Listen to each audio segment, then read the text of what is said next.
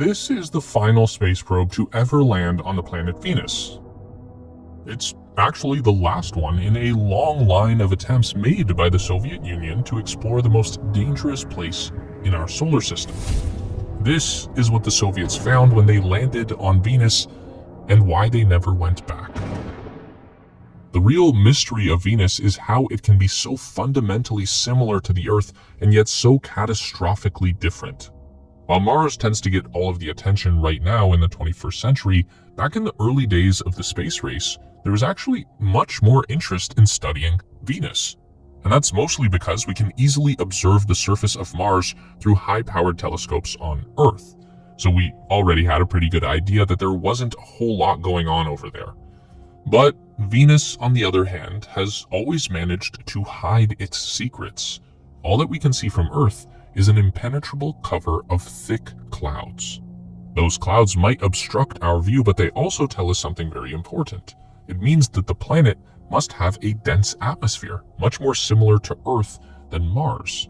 And since Venus is even closer to the Sun than Earth, it must be warm down there, which at the time captivated the imagination of those of us on Earth. Our closest relative could be a lush tropical rainforest brimming with alien insects and reptiles. Now, even in 1960, that was still just a theory. More plausible than life on Mars, but still not widely regarded by the scientific community of the day. The famous astronomer Carl Sagan had already popularized the notion that the unbreaking cloud cover of Venus was more likely to be the result of a greenhouse effect that had gone wildly out of control and superheated the planet, meaning that the world below the clouds would be nothing more than a scorched hellscape. But there was only one way to find out. As with all of the early milestones in the space race, the Soviet Union was the first to make an attempt to study Venus up close. The year was 1961, and the Soviets had already taken a dominating lead over the United States by sending the first satellite into orbit with Sputnik. Then they launched the first person into space with Yuri Gagarin. They'd even been the first to send a probe to the moon with Luna 2. And since Venus is the next closest object beyond the moon, sending a probe there as well would have been an obvious next step. At the time, these early space missions weren't as much about the science and discovery as they were about being the first to achieve a historic milestone. If we learn some interesting stuff about space along the way, that's great, but propaganda and political gains reigned supreme in the Cold War era. With their aim set clearly on adding Venus to a growing list of accomplishments, the Soviets built two probes, Venera 1 and Venera 2. This was a common procedure in the first decades of space exploration to launch missions in pairs because there was still a very high likelihood that one of them was going to fail. You have to appreciate the ambition of these primitive interplanetary flights. With nothing more than a calculator to guide them, the Russian engineers strapped a rocket engine to their probe, loaded it on top of a ballistic missile called the R-7, and set course for Venus. Then they let it rip and hoped for the best. The good news is that both probes were able to fly within 100,000 kilometers of Venus. The bad news is that both probes experienced a full system failure before reaching their destination, and therefore no usable data was returned. While the Soviets went back to the drawing board, NASA pressed on with their own Venus mission. In 1962, the Americans succeeded where the Soviets had failed. NASA's Mariner 2 probe flew within 35,000 kilometers of Venus and completed the first close-up observation of another planet. During a 42-minute scan of Venus, Mariner 2 gathered significant data on the Venetian atmosphere. What they found was troubling. The data confirmed Sagan's theory about the greenhouse effect, with temperatures measured up to 459 degrees Fahrenheit or 237 degrees Celsius, which is double the boiling point of water. And that's just what they could measure from orbit. Mariner 2 also found that there was an incredibly tall cloud layer that extended 80 kilometers above the surface, which on Earth would be the equivalent of clouds stretching all the way from the ground to the edge of space. And those clouds were still able to keep the surface of Venus shrouded in mystery, but it was safe to say that there couldn't possibly be anything alive down there. Based on this data, NASA largely decided to pass on further exploration of Venus in the short term, considering it an environment totally inhospitable for either man or machine. They switched focus to the Moon and Mars. The Soviets were less convinced. They felt like they were on the cusp of a monumental discovery, and with the US bowing out, it was theirs for the taking. They refocused their efforts to prepare for the second wave of Venera probes, but they had no idea just how bad things were about to get. 1966, and we are already looking at an entirely different space race. The Americans have caught up, and landing people on the moon has become the top priority for both nations. But that doesn't mean the Soviets have forgotten about Venus. They've actually spent these 4 years building a bigger and tougher spacecraft for Venera 3 and 4. It's now weighing in at over 900 kilograms, up from about 650 on the previous generation. These new probes are equipped with a variety of instruments like a barometer, a radar altimeter, gas analyzers, thermometers, and a detachable pod that would serve as a descent module. The idea was that the descent module would parachute down through the Venetian atmosphere and take readings about the composition, temperature, and pressure all the way down to the surface. In reality, things got a little complicated. Venera 3 experienced another system failure along the way, but the Soviets' aim was true, so the probe still managed to hit Venus like a cannonball. This became the first man-made object to ever crash into another planet. The USSR actually scored a hat trick on impacting near-Earth bodies. They were the first to crash land on the Moon, Venus, and Mars. There's a lesson in there probably. If you're gonna fail, do it historically. Anyways, Venera 4 in 1967 was the closest yet to a success story. The probe made it all the way to Venus with all systems go and dropped the capsule down into the Venetian atmosphere. From here, the descent module deployed its parachutes and drifted slowly down towards the surface. This was the first spacecraft to ever collect measurements inside the atmosphere of another planet. Data returned by the probe showed something very interesting. At high altitudes, the atmosphere of Venus is very similar to Earth on a warm summer day, a perfectly hospitable environment. But the lower the probe gets, the more extreme the climate becomes, not only ramping up in temperature, but in atmospheric pressure as well.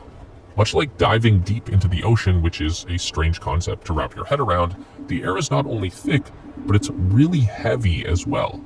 It gets so bad that after 90 minutes of slow descent, transmission from the probe goes dead. It's widely believed that the capsule was simply crushed like a beer can by the weight of the planet's atmosphere. With this new information, the Soviets were nearly certain that their remaining Venera 5 and 6 probes of the same design would have no chance of reaching the surface intact.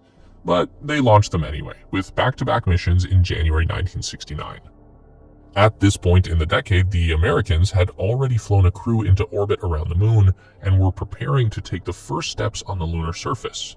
The Soviets knew they weren't going to be able to match that, but maybe if this Venus exploration works out and they can discover something amazing on the surface, then they might still have an achievement that keeps them competitive in the space race. But success would not come easy. Both Venera probes recorded less than an hour of data each before meeting the same crushing fate as their predecessor. And yet the Soviet Union was not discouraged in their efforts. They would simply build even bigger and even stronger probes, and they would try again. For their next round of Venera landing attempts, number 7 and 8, the Soviets made 2 key modifications to the probe design. For one, the descent module was now built with a thicker outer shell of steel to resist the atmospheric pressure. And 2, the inside of the probe was reinforced with an internal sphere of titanium to protect instruments from the heat and additional padding around the sphere to soften the blow from impact. Which was a smart choice, because when Venera 7's parachute deployed on August 17, 1970, it didn't last very long.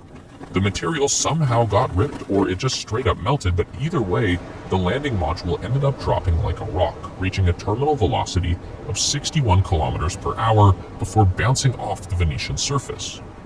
Based on that transmission, the observers back on Earth assumed that they were looking at yet another failure to reach the surface alive, but this was not the case. Even with a busted up antenna, the lander was sending back information, and what Venera 7 found would confirm scientists' worst fears. The temperature recorded at the surface showed 475 degrees Celsius, or roughly 900 degrees Fahrenheit, which is the same as the inside of a wood-fired pizza oven and far too hot for any machine to operate reliably. And yet the Soviets were undeterred. At this point, what did they have to lose? The Americans had already planted their flag on the moon. That race was won. But the Soviets were still left with other opportunities to make their mark on history. They could be the first to make game-changing discoveries on Venus about the origins of life and the universe. They could even be the first to land on Mars. This is the direction the Soviet Union would pivot with their space program in the 1970s: interplanetary exploration. In 1971, they launched a probe that would achieve the first ever soft touchdown on the surface of Mars. The lander only operated for about 20 seconds before going completely dead, but it was still a major accomplishment. Then, in 1972, they would return to Venus yet again with Venera 8.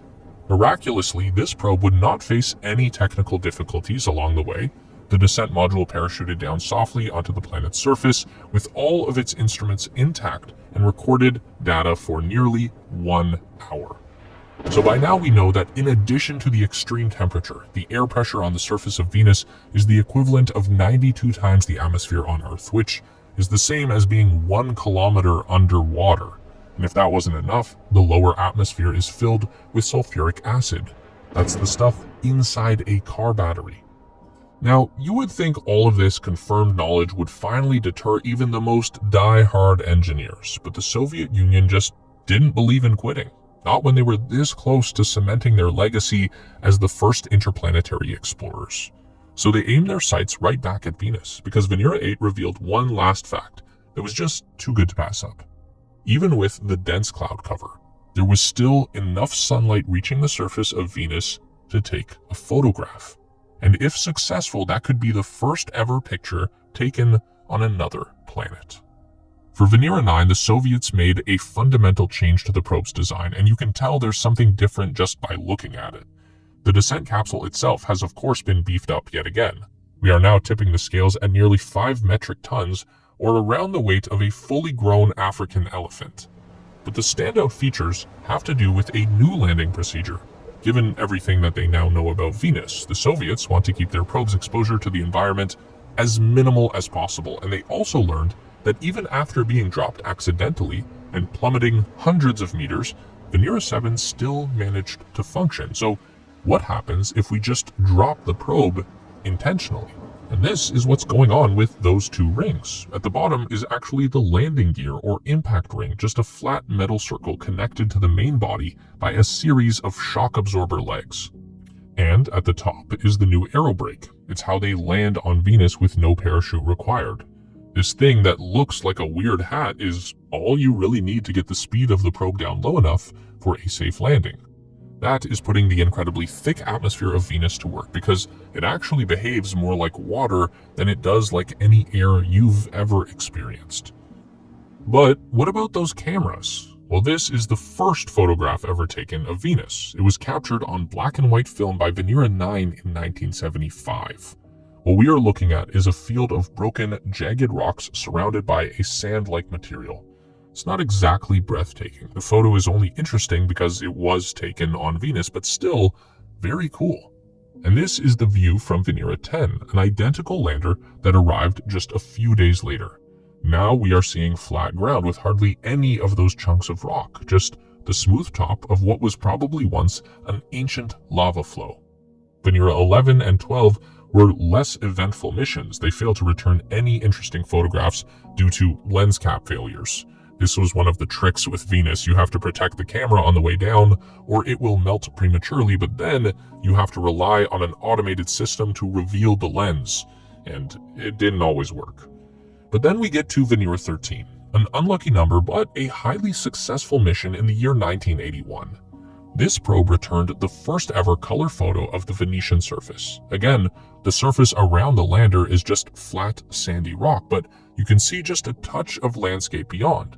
The probe touched down near the edge of a cliff, so you can get a sense of depth that makes it all seem a lot more real and more alien at the same time. Anyway, you can also see the base of the lander again here, and you're probably wondering, what is the deal with those teeth? They look almost purposefully brutalist, but the teeth served an aerodynamic function. Metal fins were added to the outside of the impact ring in an effort to stop the probe from spinning and shaking as it fell, which could lead to rough landings. But that's not all the Venera 13 could do. The probe was also equipped with a drill and surface sampler to analyze the Venetian soil. What it found was a material very similar to a rock that we call tuff on Earth. It's essentially just solidified volcanic ash. Oh, and one more thing, Venera 13 carried a microphone, so we can listen to the sounds of Venus. It's essentially just wind noise and the sound of the probe doing its thing, but again, like the photos, there's something very strange and alien about it. Venera 14 was again pretty near identical. It found another flat plane of these smooth rocks, which were determined to be very similar to thylatic basalt, which is a volcanic rock that makes up most of the Earth's ocean floor. And that was it. That's the last time that a man-made object reached the surface of Venus, and along with it comes the last photograph ever taken of the surface. But what I want to dwell on here is why we never went back. One very obvious reason would be that it's a lot of work and a lot of expense for relatively little payoff. You can send a robot to Mars and it'll last for years. The longest a Venera lander ever survived was about 2 hours. The Venera program came to an end right as the Soviet Union itself was coming to an end. Leadership and priorities changed. Russia went through a tough time in the 1990s. Meanwhile, NASA has just been too sensible to try and reach the surface of Venus. Trying to justify that cost to politicians when you get so little in return is not an argument scientists would easily win. So for now, the surface of Venus remains one of the solar system's greatest mysteries. So close, yet so far away.